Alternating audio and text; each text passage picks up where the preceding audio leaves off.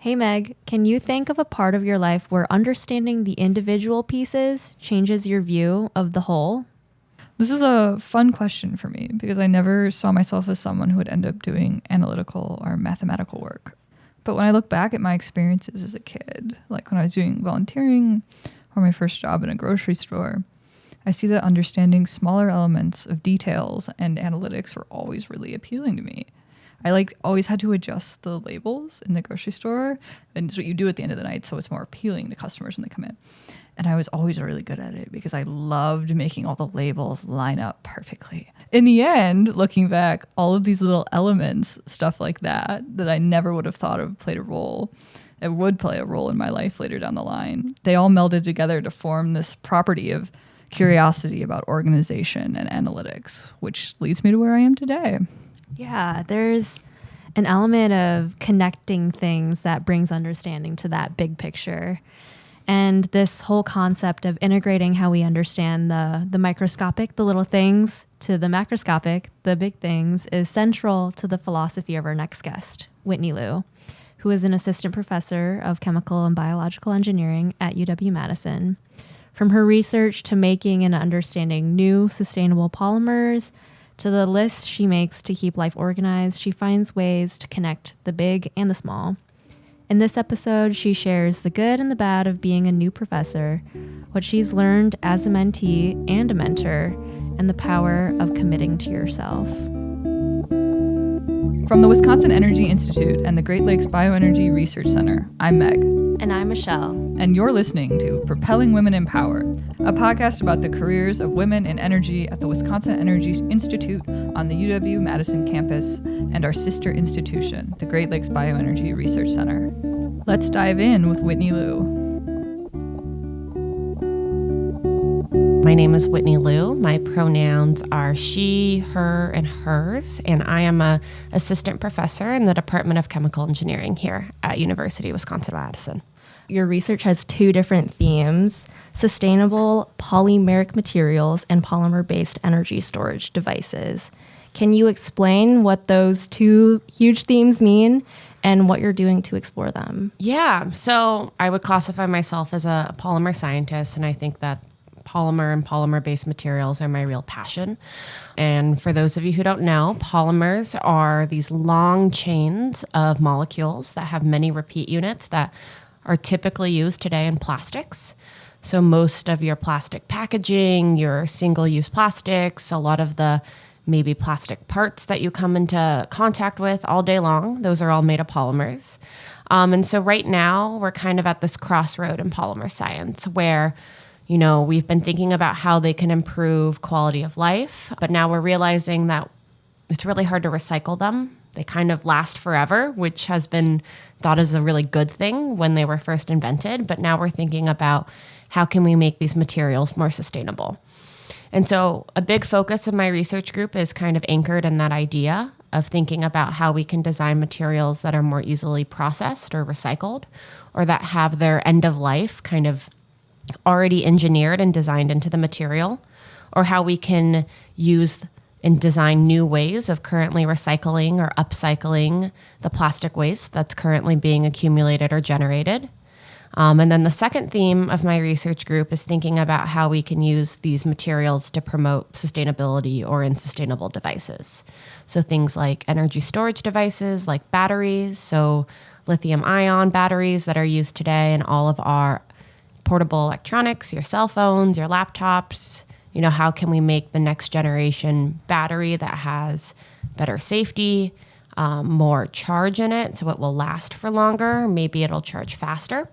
So thinking how we can incorporate polymers into those types of devices, as well as other types of energy storage, so things like fuel cells, as well as things for the energy-water nexus, so things like membranes for water filtration, to generate clean water more efficiently, and those types of devices as well. So there's many different applications. Yeah, I think polymers are really everywhere, and that's what makes them such a fascinating thing to study, because they have so many different applications and purposes, and we come into contact with them so often in our daily life. When I was stalking your Twitter, you said something about oh, our lab just designed its first polymer. I've never been so excited to see like a pile of goo. So you've made your pile of goo. What do you do from there? Yeah. So, I have 2 graduate students right now who just started, and our lab is still under renovation. So we're, working in some other people's labs and training them on some of the basics of the research that we're going to do. So I think a few weeks ago, they synthesized their first polymer. They broke a bunch of glassware, lost a bunch of it, but that's how chemistry goes. And it's great for them to learn how to make these mistakes because they're unavoidable, and that's how you learn and you grow as a scientist. So they've synthesized some material, and now it's their job to go and characterize it. So we specialize in characterization techniques that go all the way down to the nanometer or super, super small molecular resolution. So we are focused on understanding how to connect, angstrom or sub-nanometer, so things that are very, very tiny. Instead of thinking about the polymer as a long chain of many links, we like to look at single links themselves, using different types of characterization techniques to understand how that monomer structure relates to those macroscopic properties. So the things that you touch and you feel, how does designing it on a chemical level change those properties? Oh, really interesting. What would you say out of everything that you do, what's the most exciting part? I think for me, definitely working with the students, whether that's my graduate students in the research lab or teaching the students. I'm teaching an undergraduate course this semester, or teaching the students in the classroom, I think is definitely the most exciting part of this job, is being able to either teach them how to think, how to approach problems, or even just new concepts. Is this your first time teaching, or have you taught before? This is my first time teaching my own class. Yeah. So, being in charge. I did get quite a bit of teaching experience during my graduate school and undergraduate time. Exciting. So you knew you liked it before, and now you get to do teaching as a huge part of your job now. Exactly. Awesome. Going back to the beginning, do you remember what sparked your interest in chemical engineering? And why focus on polymers? Yeah, and I think that's a really great question. I think for me, what I was really interested in chemical engineering is, to me, it's more about how you approach the problems and how you go after these complex concepts versus what problems they're actually solving themselves. So I think of chemical engineering more as a mindset. They use a really systems-based approach to go after complex problems and processing, in manufacturing, and in chemistry. And they really do a good job of connecting the micro scale all the way up to the macro scale. And I think for me, that's what really interested me, because we see that motif of connecting micro to macro and polymers as well. So I think for me, that's what really sparked my interest in these fields, is understanding how you can draw out chemical structures on paper and say, this is the molecule I'm going to design, I'm going to synthesize, and I'm going to pick this chemical structure because I want these macroscopic properties at the end. Mm-hmm. And so being able to connect things that you can physically feel or things that you can see, like toughness or elasticity or strength in your material, and connecting that down to the chemical structure that you draw out, I think is really interesting to me and really kind of drives my passion in this field. Mm-hmm. Like all of science, you're trying to understand things, but when you can, it's tangible, that's really interesting. That's exciting. Yeah, no, I think it's really helpful in motivating yourself and your students when you can touch and see and feel these properties that you're going after. And you're able to connect some of these more fundamental and complex concepts, on small length scales to stuff in the lab that you can visualize or you can experience yourself. I think that's one of the most interesting parts about doing this type of research. I see a little bit of your teaching philosophy coming out with that. Can you talk about your path to UW Madison? Yeah, so I did my undergraduate at MIT, and when I got there, I knew I was really interested in materials and research and going after questions that didn't necessarily have answers, which is what research is all about. And, when I was there, I really fell in love with the lab, being on this kind of adventurous and discovery pathway of learning things that nobody else had learned before. So from there, that led me to graduate school to get my PhD, which I did at UC Berkeley out in California. And again, that's where I really fell in love with going after these complex questions, designing my own experiments, and taking a lot of ownership over the work I was doing in the lab. Sometimes science doesn't work very well, but saying, if I don't get my butt out of bed and go do these experiments, nobody else will, and nobody else is going after these questions that I'm asking, I think that's very motivating. That's kind of those ideas in this self-discovery is what also led me to pursue, a job in academia and become a professor, because I think that having that type of ownership and going after what types of questions you want and what you think is interesting and important is really powerful. And that's one of the greatest perks of doing this job. So now you're here at UW Madison.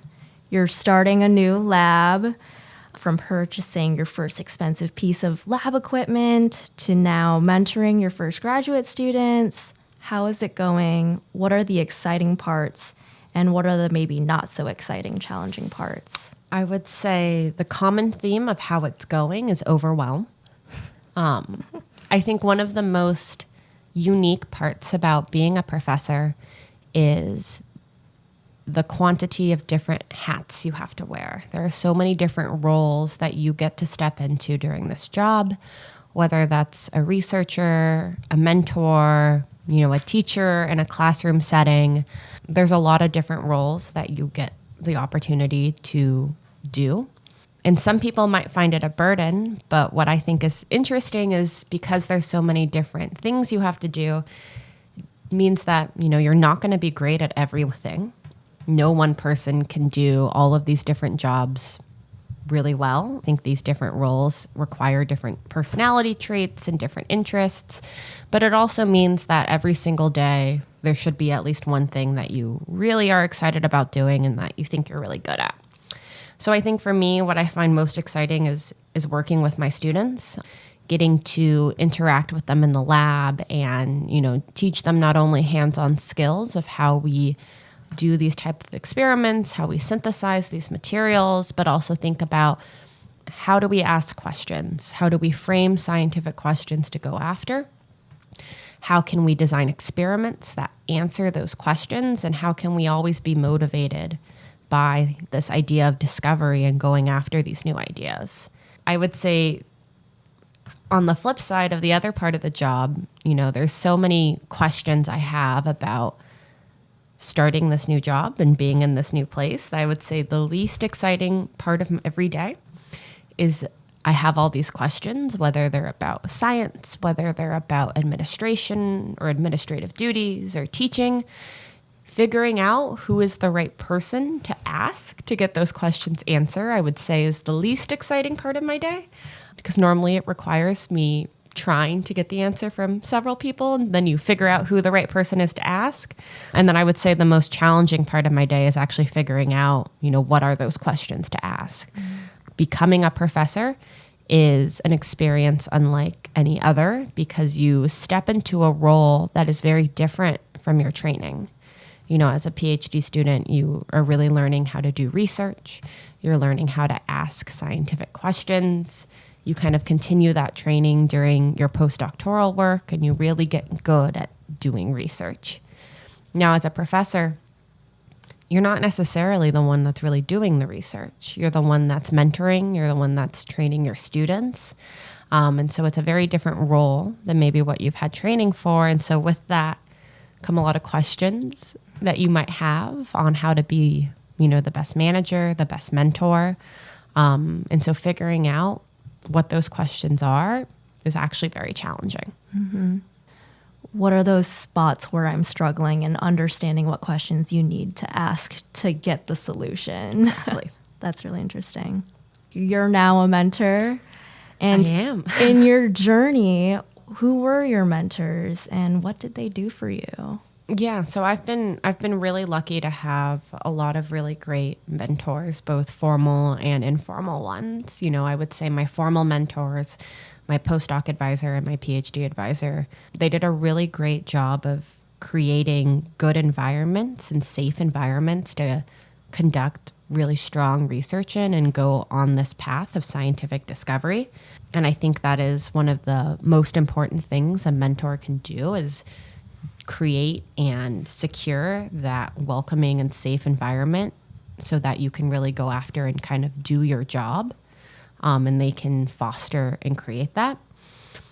And then I think, I've had a lot of informal mentors throughout this academic journey of people who can either answer these questions, these silly, maybe more administrative questions, or these more deeper philosophical questions of, what am I doing? Why am I doing this? Which I think is a very common theme that happens in research.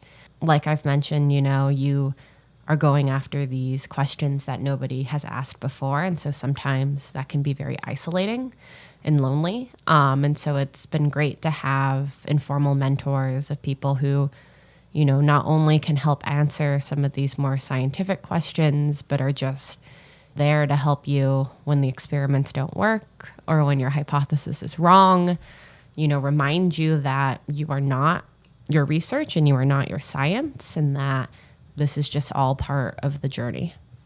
So you said that one of the things that your mentors did for you was create a safe environment for you to work in. What is a safe environment to you? Yeah, that's a really great question. I think the basis of a safe environment is having a set of ground rules or a set of expectations of, not just how people are going to behave while they're there, but it's about how does it look when we respect each other's time? How does it look when we respect each other's ideas or identities? I think a safe environment allows everyone to really be who they are while they're at work, and is very respectful of people's ambitions, of people's motivations, and of people's time. Because I think coming into one of the greatest parts about working in an academic environment is you get to meet and work with people of very diverse backgrounds and even more diverse career goals or motivations or reasons for why they're there and doing those things. And all of those reasons are valid and all those backgrounds are very important. And so it's about creating a safe and respectful environment where you can do your work in a way that you feel represented, in a way that's going to allow you to achieve, what you are looking to get out of it. Mm-hmm. So a safe environment is kind of one where you have no barriers for what you can do. Exactly. So we've been talking about mentoring. You've had these great mentors that have created a safe environment for you. You're now in this role where you are an official mentor to your grad students and your postdocs. What would you say now is the secret to a good mentoring dynamic? I would say ground rules. I think a lot of people have different ideas of what mentoring is. And a lot of mentees go into that relationship wanting different things out of this mentor-mentee relationship. And so, before you approach someone and ask for them to be your mentor or ask to mentor someone, it's always important to understand, what are we trying to get out of this? I think traditionally a lot of people think that knowledge or information or advice only passes from mentor to mentee. But in the relationships I've had on both sides, I find that information and advice kind of passes very freely in both directions. And so it's important that, all parties in that relationship are aware of the goals. What are we trying to get out of this? And that it is a beneficial relationship for all parties involved.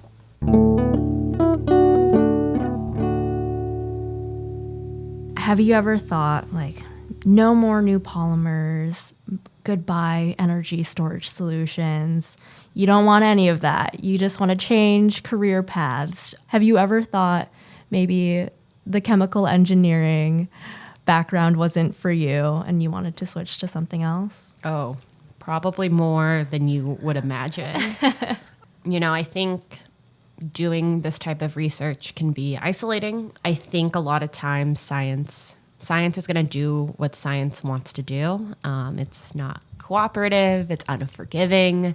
It doesn't take your feelings or your needs into consideration. And so it can be challenging at times, especially if you haven't done the necessary work that one might need to separate yourself from your research. So I spent a big stint in grad school away from the lab and away from, the academic environment, actually teaching yoga in the community, because I really felt like I wasn't making a big impact and a big difference through my research when all the experiments weren't going well. And I really wanted a time and a place where I could make an impact, improve someone's day, have a positive change, on my local community, on the people I was interacting with.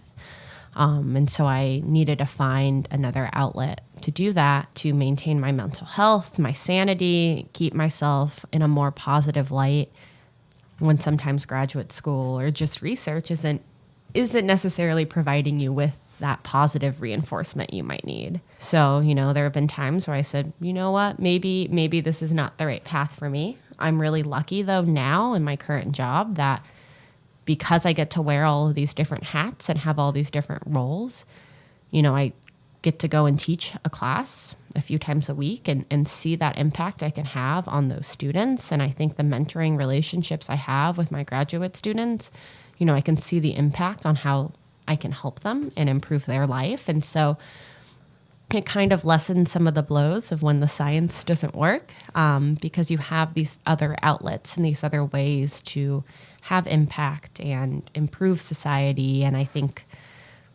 that is really what engineers want to do, is make the world a better place than the one that we were given when we were born. And so some people think that's going to come through the research, changing the world in those ways. I really think it's about people, and the people I come into contact with are going to be more impactful than myself could ever be. So getting to have that in this new role every day is really helpful in maintaining the sanity of knowing that you're in the right place. Mm-hmm. I see how this professorship type of role is good for you. You have way more of that people aspect. Knowing that these people you're directly interacting with, you can have a positive impact on. Yeah, no, definitely. Yeah. I think it's one of my favorite parts so far about the job is getting to interact with people at different stages of their life, their career, seeing how I can be helpful, how I can help them, and actually having, a little bit of power and a little bit of influence to actually make that happen. Yeah. You now wear all these different hats. It's almost like not all of your eggs are in one basket. So if there's a little bit of failure in one place, you still have many other things that can be fulfilling. Exactly. If one chicken's not laying any eggs, with all the other chickens that you have to take care of and manage and deal, you will find an egg, or you will find happiness or joy out of some of those other roles. Mm-hmm. So talking about all of the many hats that you wear, you do a lot. You're building up your lab, you're getting acclimated to a new city and university, and taking part in a podcast and doing other engagements. What strategies do you have to stay balanced and grounded? So this does not work for everyone. We'll start with that. And I think, developing these strategies and these coping mechanisms for the everyday stress of life that you're going to encounter, regardless of what you're doing, is super important to maintaining a healthy mental health and balance. So highly recommend for everybody to do some work and figure out what is best for them. For me, I'm a big time list maker. I make lists for literally everything, not just in my professional life, but also in my personal life. So things like restaurants, bars in Madison that I still want to go check out and haven't made it to, lists for equipment I need to buy for my lab, papers that need to be read, Netflix TV shows I need to watch, everything. I think for me, building these lists is a way to distill a lot of the chaos that happens in this world and in my life, and to see, these are all the different things that I need to do or I can do or I want to do, and being able to be reminded of that. I know for a lot of people, lists are very stressful and overwhelming, but that's just something that I have found, really helps me, just lay out and see the different things that are going on, the different things that I want to do, and not to get even so overwhelmed and wrapped up in work that I don't take time for myself. It's like, well, I said on this list that, I want to start this new show. I want to go to this restaurant. So by somehow putting it down in a list, it makes it seem justifiable to take time out of your day and go do. Mm-hmm. You're like creating to-do lists that you can do outside of work. Yes. Yeah. My notes app on my phone is a lot of lists. Yeah. A little overwhelming. I find a lot of comfort in it though. Yeah. Okay. This question I have been adding just for fun, but I know it can be a tough one to answer. This podcast is called Propelling Women in Power. Can you think of any specific moment or decision that you made that was an integral part of you finding your power? Yeah. I think this is a interesting and quite personal question, but I think for me, it was when I really decided that I was going to take the plunge and try to become a professor and really go after this academic life. I think up until then, there was always a certain amount of imposter syndrome and doubt in my life of whether or not, I was good enough, I was going to be able, even to get a job like this or be successful at wearing all these different hats, just because it's so different than things I was doing before. And a lot of times in research, it's a little bit more abstract on, are things going well? Are you doing well? So I think for me, committing to myself and saying this is something that I think I would be good at, I think I would enjoy as a career, and I think I'm good enough to do this, and taking that plunge and applying for these positions, I think was a really integral part in my life where I said, I am a powerful person. I am good enough to help other people achieve their dreams. And so I should, try to achieve mine as well. Was that a hard process to go through? What kind of what sparked this decision? I think many things sparked this decision. So I finished my PhD kind of right in the middle, or right at the beginning really, of the pandemic in 2020. I think at that point in time, a lot of us were starting to envision different futures for ourselves than what we had thought, maybe 6 months or a year ago. Mm-hmm. Just how the world was changing and adapting to these new things that were arising. So I think for me, there was a moment of thinking, do I want to move farther away from my family to go be a professor? Do I want a really stressful and busy life? Or do I want to take a job that's maybe closer to my family, maybe a little bit less impactful, but a little bit has better, work-life balance? And I thought I had always wanted to really be a professor, but I was starting to get a lot of doubts creeping in. Maybe this is a sign that you should, I don't want to say take an easy way out, because I think all jobs have impact and all jobs are meaningful, but I think the process of going through the applications and the interviews to get a faculty and academic job is a very vulnerable one. You are really putting yourself out there and opening yourself up to a lot of criticism and doubt, either from outside or within yourself. And so I was more saying, maybe we just won't do any of that. That sounds really hard. Maybe we just won't do that. But, I think as time moved on and really sitting down and thinking about, what did I want to do? What impact did I have? What was motivating me? It said, I think we still need to try, even as the number of positions is, 20% of what it was the year before.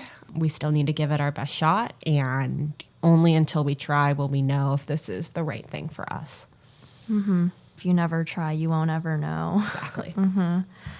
You had to acknowledge the resilience in yourself and know that even with the hard interview process and the obstacles to come, that you can persevere through it, and this is what you want. Yeah, no, I think resilience is a great way to put that. I think it's about knowing that you are strong enough and also not being afraid of not being so attached to what the outcome is. It's not about I have to get this job or else I won't be anything, but it's about understanding that, if you never try, you're never going to have that opportunity, but even more so, you're not going to know what this position is, what this life really is until you dive into it and try to even get one of these positions. Mm-hmm. Take the leap. Exactly.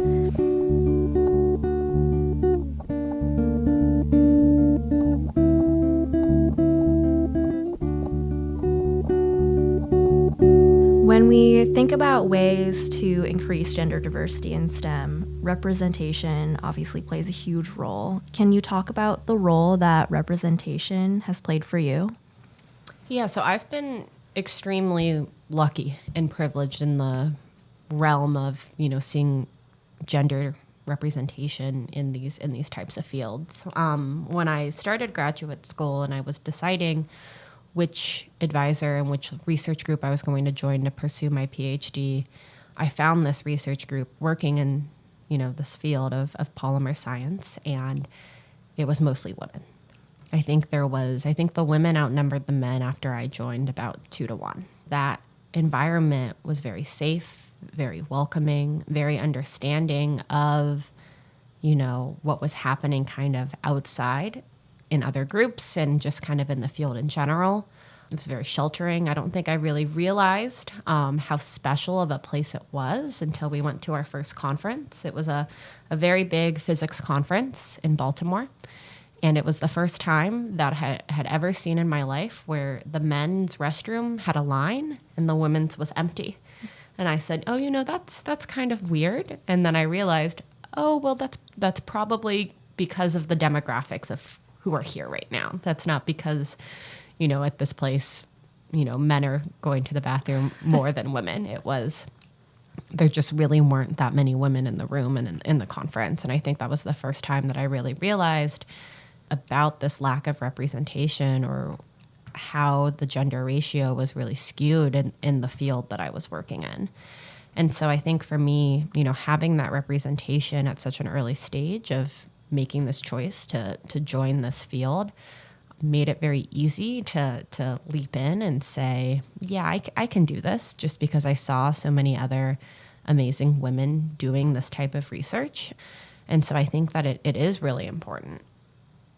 Do you see any other obstacles that you might want to talk about? Yeah. So, first I want to just point out that as a Asian American woman in STEM, I can speak to my own experiences, and that's really all I can speak to. So I think there are a lot of obstacles other than gender representation for women in STEM. I think these obstacles aren't unique to STEM. I think there's a lot of obstacles kind of about a gender disparity in the workforce, and that comes from things like our maternity leave policies, how we do tenure clock, and those such things that generates these kind of obstacles that just make it harder for women. But I don't necessarily think that's unique to STEM. I think that is everywhere. Mm-hmm. Kind of going off of these challenges and thinking of potential solutions, what changes would you want to see to make STEM more equitable? Yeah, so I think that is a question that we could chat for hours about. And so, I just want to provide one example kind of from my perspective as a professor. But I think, one way to make STEM more equitable is to really think about how we can make changes to current curriculum that provide a little bit more context for what we are learning and update or modernize some of the applications or the real world problems that we are trying to solve in these classes, especially in these classes where we learn, so much about fundamentals. So, for example, in this semester, in this polymer science class that I'm teaching, we had a very short, brief discussion just about, the Norfolk Southern train derailment in East Palestine that released a bunch of vinyl chloride into the environment. Vinyl chloride is a monomer that is used to make polyvinyl chloride or PVC, which is a plastic that's used a lot in construction. So if you go to the hardware store and see that, thick white plastic piping or those types of things, that's all PVC. And so, just providing that context to my students, we're learning right now how to polymerize, free radical polymerization. One of these monomers that we use is vinyl chloride. Out in the world, outside of the classroom, this is something that happened with this material and why we need to think about ethics and why we need to provide context for what we're learning in the classroom. I think that can really help make STEM more equitable. Like I mentioned, I think most engineers, their goal is to kind of make the world a better place. Unfortunately, you could also use engineering to do a lot of harm to the environment, to society. So it's important to provide context and ethics into the classroom and the curriculum so that we can train our engineers, how to be more equitable really from the start and provide, kind of those critical thinking skills to them, as well as learning, how to do calculus and solve differential equations and mass balances. But there's a whole other side that, they need to be thinking about and how to answer and approach these questions. Mm-hmm. Yeah, I like that there's a part of like your training is going to be obviously those technical skills, but it's also learning about the good, which is very obvious, but then like mentioning those implications that we don't often think about that could be bad. Right. And a lot of times these implications that could be bad are not, I don't think we're teaching or training the next supervillain, of a Marvel movie or that sort of thing in this classroom. It's just about not considering these worst case scenarios or what could happen if you make a decision or how that might influence local communities or other different, more disadvantaged people. Is really thinking about when you're designing new processes or new plants, as chemical engineers often do, really putting that context into consideration at a very early stage. Why would you choose process A or process B? Is it more cost effective, but is it more, energy efficient? Is it what type of energy is being used? And really providing the context for these problems that we're learning how to solve in the classroom, I think can help influence them to make more equitable decisions going on later in their careers. Mm-hmm. Okay, knowing all of what you know now, what advice would you give to your younger self? I think standing here, and I like to say that this job is my first adult job, even though I've been an adult for a while now, I guess. So I think for me, I would love to go back and tell my younger self, like, don't compare yourself to others, as hard as that may be. I think a lot of times when we're stuck thinking about yourself in respect to others, you're really limiting how you view yourself if you're only viewing yourself in the context of how you view other people. When I was younger, I never thought I could be a professor, not because I was a woman and not because, I was Asian or any of those things, but because I didn't think I was the type of student that would go and be a professor. I used to take exams and turn them in as soon as I thought, that was enough. I didn't sit there and use all the time available, double checking and recrossing every I or T and redotting every I, plugging in the numbers into my calculator over and over again until, there was no other extra time left. I thought that was, someone who was more methodical than myself, someone who had better attention to detail than myself. Those were the people that were going to go off and be professors. And that was a very kind of limitation mindset, that none of those things were that important or matter to being successful in this job. But with comparing myself to others in every way imaginable, I was really just setting up those limitations for what I could do and who I could become. So I think that would be the biggest thing that I would, tell myself not to do. Finally, what advice do you have for young women in STEM that want to enter your field? So I would say broadly, my field of either chemical engineering or academia or research or polymers, I think the one thing that I would encourage all young women to do is to ask questions. I really live by the idea that there's no such thing as a bad question or a question that's too dumb or too silly. I think by asking questions, you remain curious, you question everything, and that is when you allow yourself to learn. It's when you allow yourself to affect real change by questioning, what is the norm, what is happening.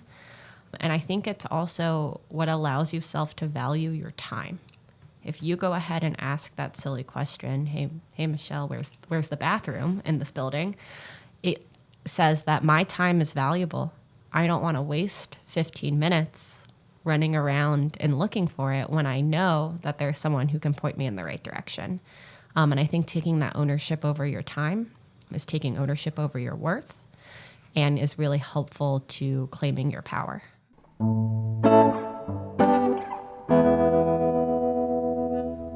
What stood out to you about your conversation with Whitney? Throughout the whole episode, I kept thinking back to this concept of resilience, because a lot of the women we've talked to, they share some pretty grueling experiences sometimes, but we always end with an air of optimism. Mm-hmm. And I think that's something that we should really focus on. There's some stuff that happens, when you're participating in a system built not for you.